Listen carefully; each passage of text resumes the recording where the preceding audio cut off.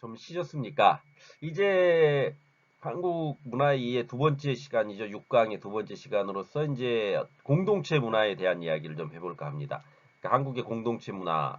그러니까 한국이라는 것이 이제 어떤 그 생활 공동체를 이제 이루고 살거든요. 그 다음에 이제 앞서 이제 제가 우리라는 말을 말씀드렸죠, 여러분들에게. 그래서 한국인들은 굉장히 어떤 공동체 의식이 강한 민족이거든요. 공동체 의식이 강한 민족이기 때문에 그 공동체를 어떤 식으로 이해하고 받아들이냐를 이것도 굉장히 중요하죠. 그래서 먼저 이야기해 볼 것은 이제 한국의 어떠한 공동체 문화 중에서 한국의 가족 문화에 대한 이야기를 좀 해볼까 합니다. 한국의 가족 문화. 어, 그래서 가족이라는 것은 결국 혼인으로 맺어진 부부나 부모나 자식과 같이, 그러니까 부부나 부모나 자식 이렇게 같이 혈연으로 이루어진 집단 혹은 그 구성원을 가족이라고 우리가 보통 이야기를 하죠. 어, 그랬을 때 이러한 한국 그 가족을 규정 지었을 때 한국 가족이 가지고 있는 특징은 뭐냐 했을 때 먼저 혈통을 중시하는 직계 가족 유형이라는 거죠. 혈통을 중시하는 직계 가족 유형. 그래서 직계 가족이라는 것은 직계죠, 직계. 그러니까 바로 계통상 직계 바로 내려온다는 거죠. 그래서 부부, 그다음에 집을 구성할 아들의 가족으로 구성되는 가족, 그다음에 후계자는 장남이 되는 게 원칙인 것을 보통 이제 우리가 직계가족이라 그러거든요. 그러한 혈통을 중시하는 직계가족 유형이라는 거죠. 그래서 대단히 혈통을 중시합니다. 그래서 우리 가족이냐 아니냐를 갖다가 이제 방금 저도 이렇게 우리 가족이냐 아니냐라고 말을 하고 있지 않습니까? 그러니까 가족이 되느냐 안 되느냐라는 것은 혈통 중심 사회 안에서의 혈통성을 굉장히 중시 여기는 그런 어떤 문화적 관습 이런 것들이 강하다는 거죠. 한국인들은. 다음으로 이제 생산과 소비 주체로서의 어떤 가족이 있습니다. 그래서 아무래도 이제 농경 사회다 보니까 의식주 생활을 한 생산물들을 가족을 통해 생산되고 있기 때문에 그 가족의 구성원들은 대단히 중요했다라는 거죠. 어, 그리고 생산물 역시 가족 구성원이 소비를 하는 것이었기 때문에요.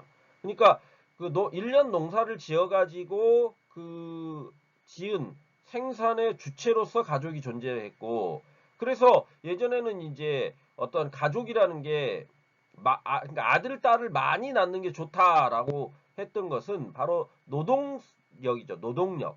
아들과 딸이라는 것은 일종의 노동 생산성을 갖다 의미하는 것이었기 때문에 가족 안에서의 노동 생산성을 의미하는 것이기 때문에 가족은 많을수록 좋았다라는 거죠. 왜? 노동을 많이 할 수 있으니까요. 그러면은 노동을 많이 하게 되면은 그만큼 뭡니까? 노동 생산물이 많아지는 것이고 그 생산물의 소비 역시 가족 구성원들끼리 이렇게 하게 되었다라는 거죠. 그래서 그것이 이제 한국 가족이 가지고 있는 어떤 특성 중에 하나라고 볼 수가 있습니다. 다음으로 가사를 분담하는 어떤 생활 단위로서의 가족이 있죠. 그래서 생활을 원활히 유지하기 위해서 가장은 남자가, 그 다음에 여자는 가사 운영권을 가지게 됐던 거죠. 그래서 가부장이란 말이 있지 않습니까? 가부장 하면은 가족의 아버지 부자거든요. 그러니까 가부장제 사회거든요. 우리 한국 사회를. 그럼 가부장제 사회가 뭐냐 그랬을 때 아버지가 어떤 집안의 기둥으로서 어른으로서 가장의 역할을 담당했다라는 거죠. 그 다음에 어머니는 안살림을 보통 이제 가사 운영권, 그 다음에 그 가사 운영권과 집행권을 가지고 있는 역할 분담이 이렇게 이루어져 있었다라는 거죠. 그래서 남자는 바깥 일을 주로 하는 사람들이었고 여자들은 집안일을 주로 하는 사람이라고 인식이 되어 있다라는 겁니다. 그런 인식이 아주 강하게 한국의 어떤 전통성과 맞물려 가지고 인식되고 있다. 이런 것들을 이해하시면 될 것 같습니다.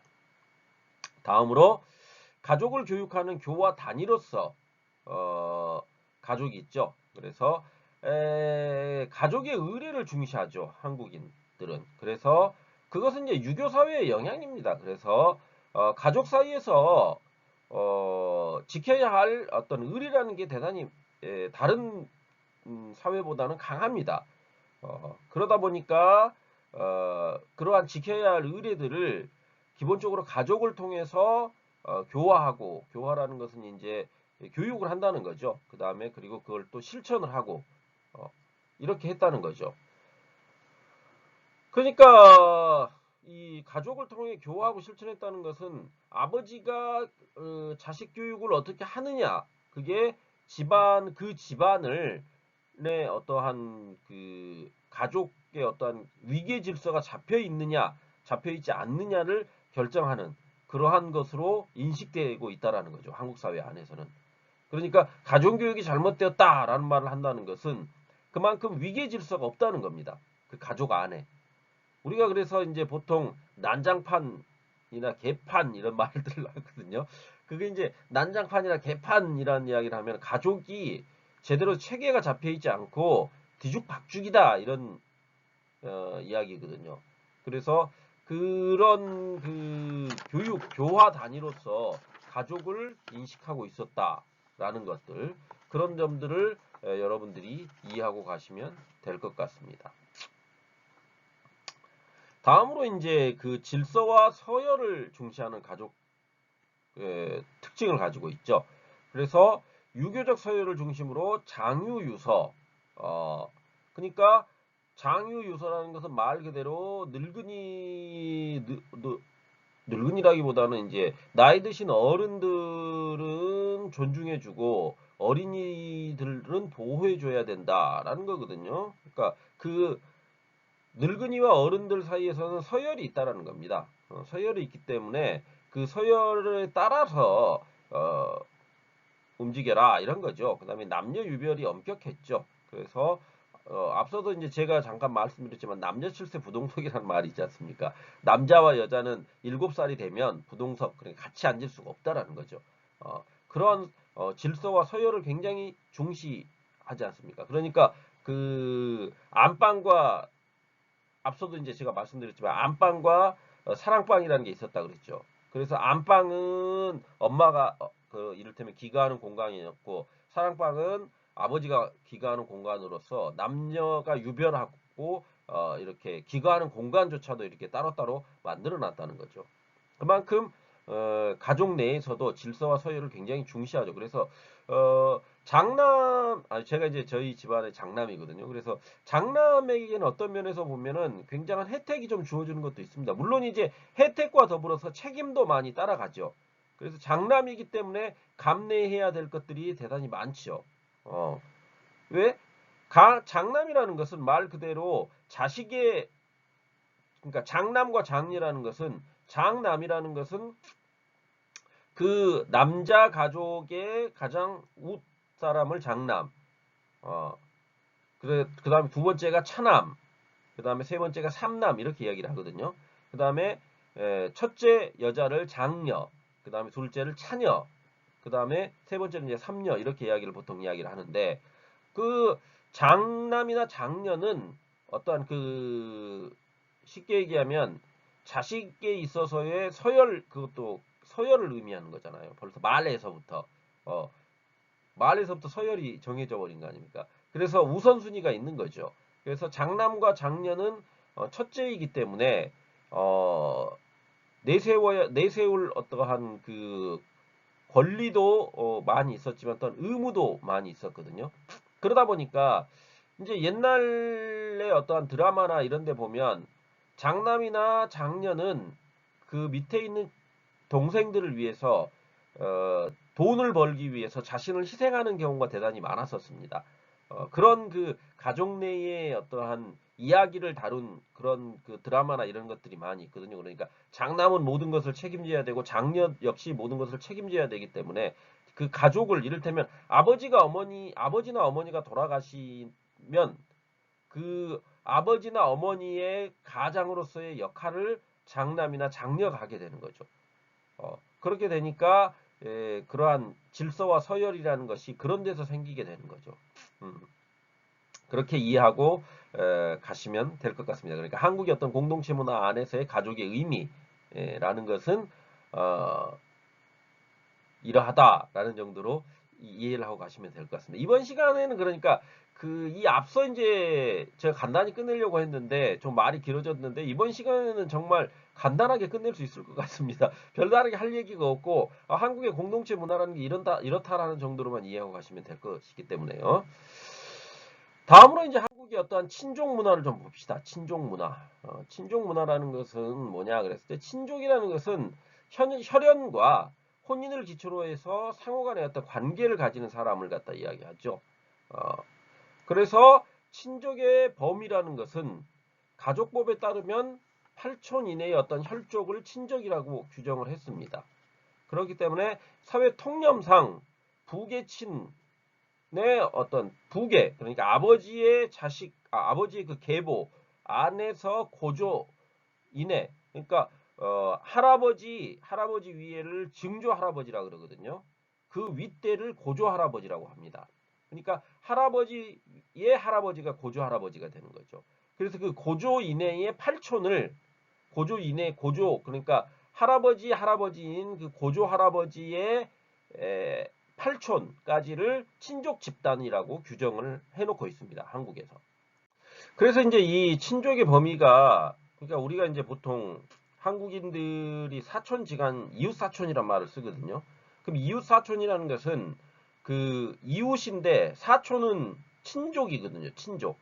그러니까 이웃을 마치 친족의 개념으로 집어넣는 것이 이제 이웃사촌이란 말입니다. 그러니까 그만큼 가깝게 지낸다는 거죠. 가깝게 지낸다는 거죠. 그래서 이 친족이라는 것 역시 한국의 친족 문화라는 게 대단히 강화된 그러니까 친족이야 하면은 되게 가깝게 느낀다는 거죠. 그러니까 이를테면 남자 집안의 그 친족 계열을 보면 고조가 있고요. 그 밑에인 증조가 있다 그러지 않습니까? 그 밑에 조부, 할아버지가 있죠. 그 밑에 부, 아버지가 있고 내가 있고 그 다음에 나의 아들이 있고 그 아들의 손자가 있죠. 그 밑을 손자라 부르죠. 그 다음에 나와 내 형제들은 이촌 관계라 그럽니다. 보통 이촌. 그 다음에 그 나와 내 아들이 있을 때 그 아들과 그 형제의 아들, 딸이 또 있을 거 아닙니까? 그럼 그 형제의 아들은 삼촌 관계입니다. 그렇기 때문에 우리가 보통 이제 삼촌, 외삼촌 이런 말들을 하거든요. 그러면 삼촌은 그러니까 나와 형제지간인데 그 형제지간의 아들, 딸들이 나를 부를 때 보통 이야기를 하죠. 나를 부를 때.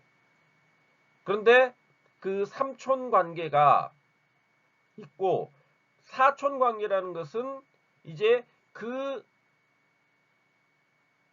아들 굉장히 이제 복잡해지고 있는데 여러분들 그 사촌 관계라는 것은 이렇게 생각하시면 됩니다. 쉽게 얘기하면 나와 관계되어 있는 내 형제들이 있죠. 그 형제들의 그 그러니까 고종사촌, 이종사촌이라 그러거든요. 그러면 고종사촌이라는 것은 고라는 것은 고모하고 고모부가 있거든요. 그러면 나의 아버지의 형제들입니다. 나의 아버지의 형제들. 나의 아버지의 형제들이 있을 거 아닙니까? 그러면 그 아버지의 형제들이 낳은 자식들은 나하고 사촌 관계가 되는 겁니다. 그래서 고종사촌이라는 것은 아버지 쪽, 아버지 쪽은 고모부가 되기 때문에 고종사촌, 그 아들 자식들은 나와 고종사촌 관계가 되는 거고요. 이종사촌이라는 게 또 있습니다. 그럼 이종사촌이라는 것은 어머니 쪽입니다. 그래서 어머니 쪽에 그 외가자, 우리가 보통 외가라 그러거든요. 그래서 외사촌 이런 말을 쓰게 되는 거죠. 외사촌. 그래서 여기 보시면 친족 간의 관계를 촌으로 나타내고 촌수에 따라서 어떤 멀고 가까움의 척도를 규정한다는 거죠. 그래서 친족 간에는 촌, 그러니까 사촌, 삼촌 이렇게 이야기를 한다 그랬지 않습니까? 외척은 외사촌, 외삼촌 이렇게 된다는 거죠. 그 다음에 내 부인의 그쪽 계열은 처삼촌, 처사촌 이렇게 된다는 겁니다. 그래서 앞에다 뭘 붙이느냐에 따라서 관계가 이렇게 규정이 된다라는 거죠.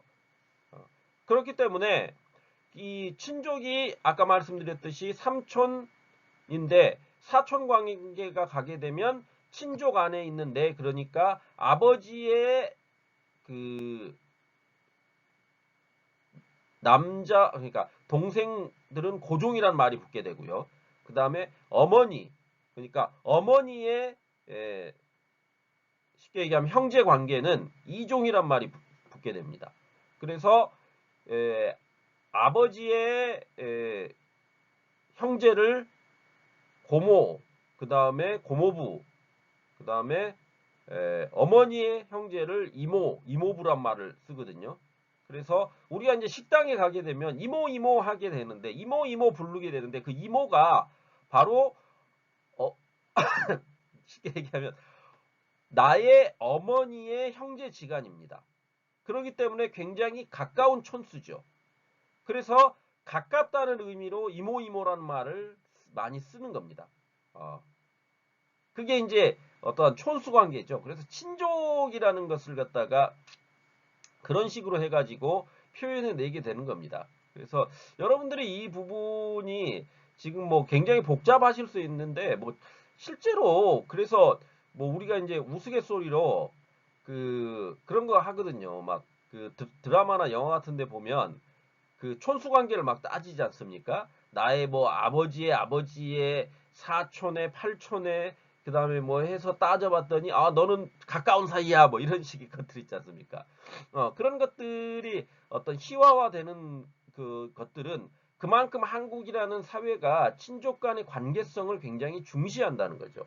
그리고 그러다 보니까 그 촌수가 가까울수록 사람들이 거기에서 어떤 가까움의 정도를 그런 식으로 표현해 낸다는 겁니다. 그래서 제가 이제 말씀드렸듯이 이모 그러니까 식당에 가서 여자 아주머니를 부를 때 그냥 이모 이모 이모 하게 되는 것이 그만큼 관계가 가까워요를 갖다가 드러내는 하나의 표현으로서 그렇게 많이 부르게 된다는 거죠. 또한 이웃 사촌이란 말도 그런 의미에서 받아들이시면 될 것 같습니다.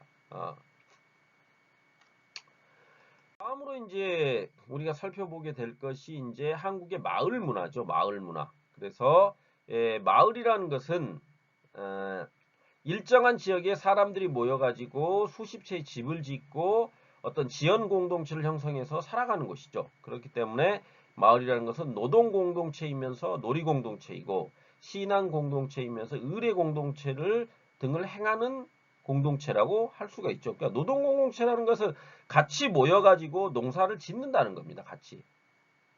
그래서 그 같이 모여서 농사를 짓기 때문에 거기에서 같이 노동을 행한다. 그래서 노동공동체 되는 것이고요. 놀이공동체라는 것은 아까 세시풍속에서 보시면 뭐 횃불 싸움이라든지 돌 싸움 이런 것들이 있었지 않습니까?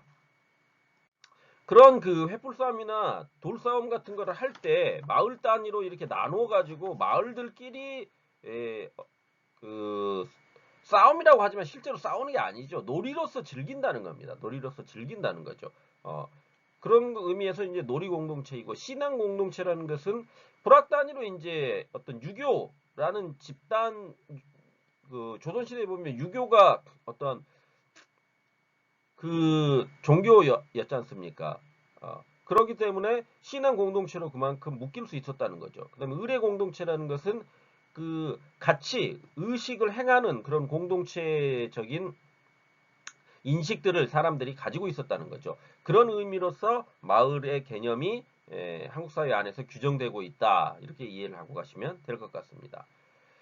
그래서 이제 이러한 마을의 어떤 구성 조건이라는 것은 마을 사람이라는 공동체 의식을 가졌다는 거죠. 그래서 마을 사람이 자신이 속한 특정 마을에 소속되어 있다라는 그런 것을 굉장히 그러니까 너는 같은 마을 사람이야라고 하면은 그만큼 뭡니까? 나와 가깝다는 것을 의미하고 그 가깝다는 것이 아까 앞서 말씀드렸듯이 친족 문화에서도 드러나듯이 가까움의 정도를 그런 식으로 표현해냈다는 거죠. 같은 마을 그러니까 우리가 보통 학연, 혈연, 지연이라는 말을 쓰거든요. 그럼 학연이라는 것은 뭐냐면 한국 사회는 학연과 혈연과 지연이 굉장히 크게 작용을 한다고 이야기를 합니다. 그럼 학연이라는 것은 학교입니다. 학교.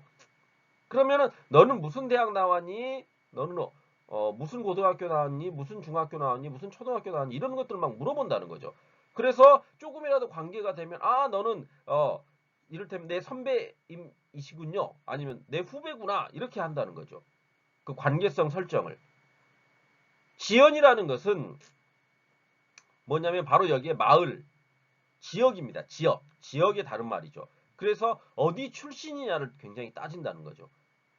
그러니까 뭐 제가 이제 저는 전라남도 여수라고 한 말씀을 드렸었죠. 그러면은 저의 지역은 어디가 되냐면 전라남도 여수가 됩니다. 그럼 너는 어디에서 태어났니? 너 고향이 어디야? 그러면은 아, 저 전라남도 여수인데요. 그러면 여수라는 마을에 살고 있는 사람이었었구나라는 거죠. 그게 지연입니다.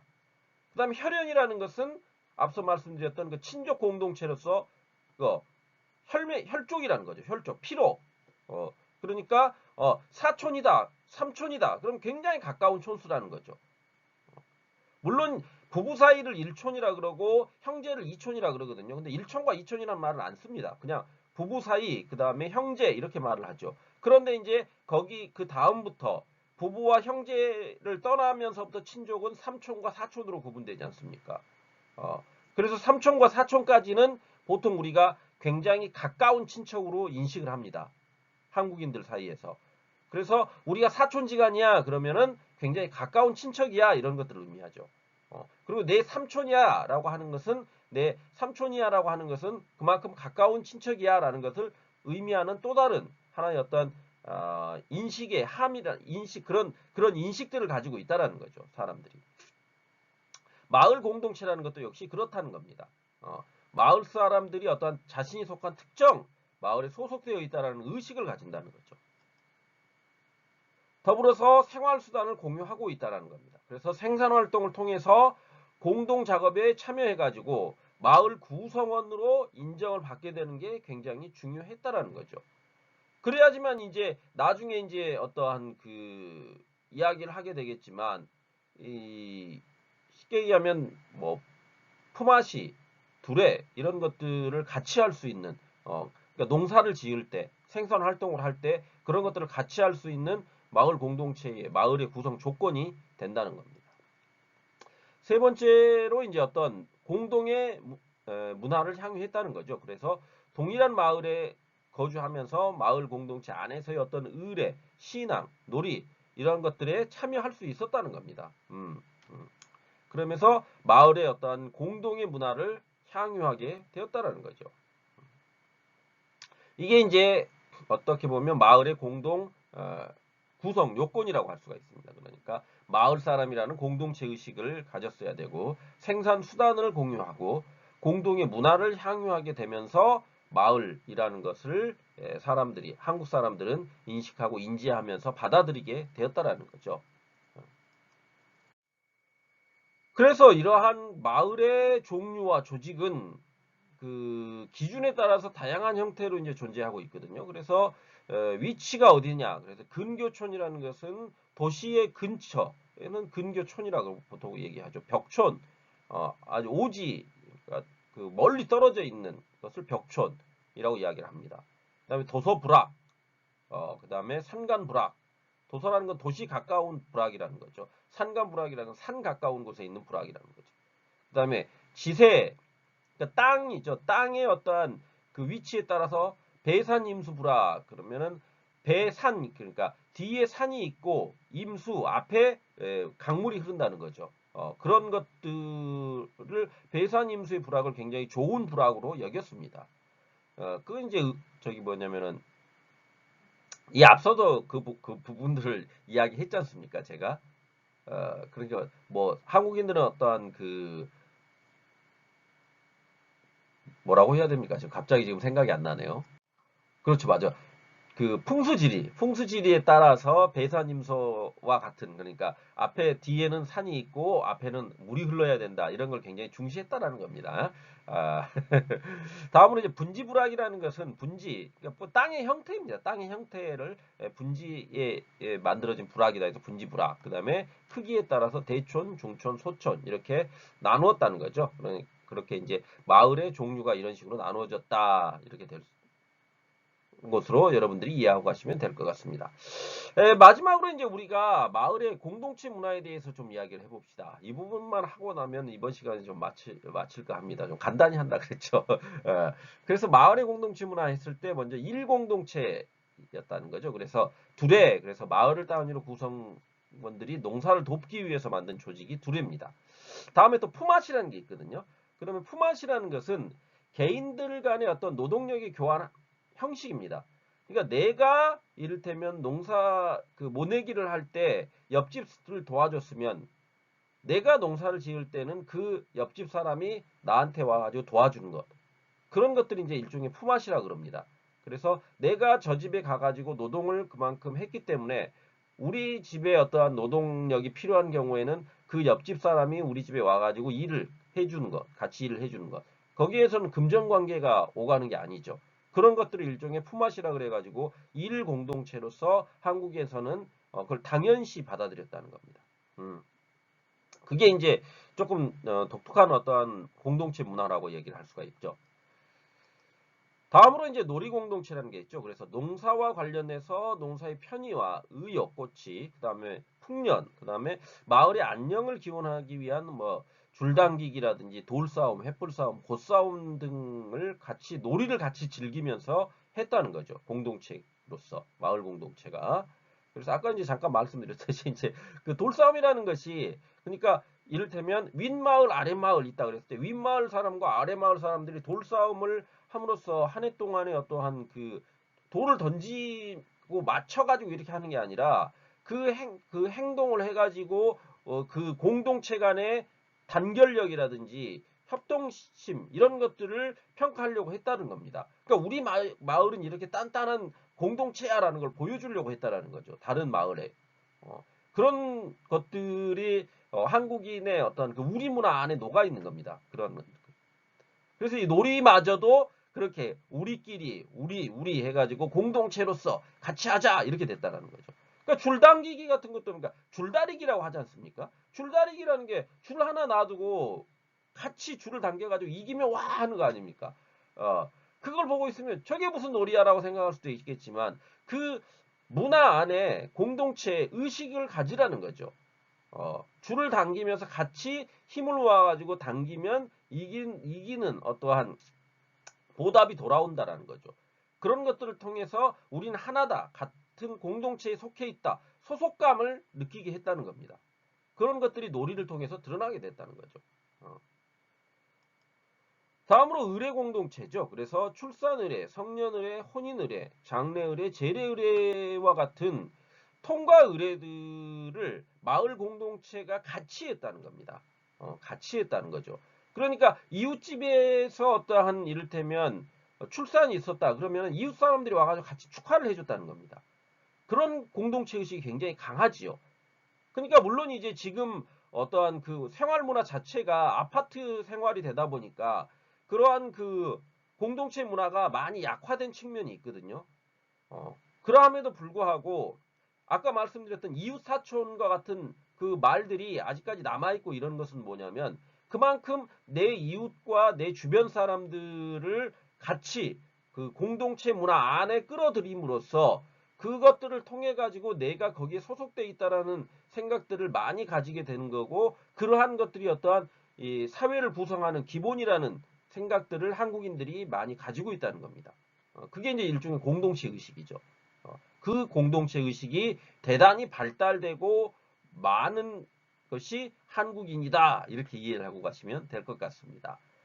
그렇기 때문에 그 앞서 말씀드렸던 우리라는 것이 가능해진다는 거죠. 이런 공동체 문화가 있기 때문에요.